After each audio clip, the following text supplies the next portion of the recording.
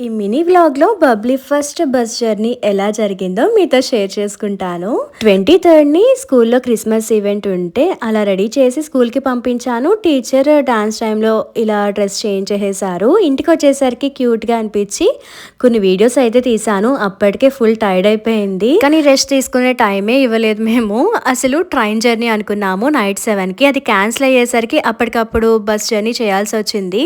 So, బబ్లీని ఫాస్ట్‌గా ready చేసి భోజనం పెట్టి బస్ స్టాప్‌కి వచ్చేసరికి మా అదృష్టం కొద్దీ ఎక్స్‌ప్రెస్ బస్ రెడీగా ఉందండి.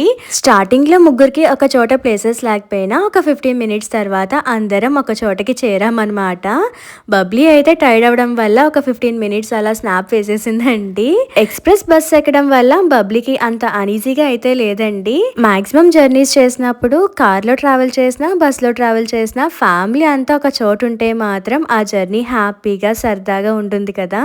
ఇక రాజమండ్రి బస్ స్టాప్‌కి వచ్చేసరికి విశ్వ అయితే పికప్ చేసుకున్నారండి. అలా బబ్లీ ఫస్ట్ బస్ జర్నీని అయితే ఎక్స్పీరియన్స్ చేసింది. ఒక మెమొరీగా ఉంటుందని మీతో కూడా షేర్ చేసేసుకున్నాను.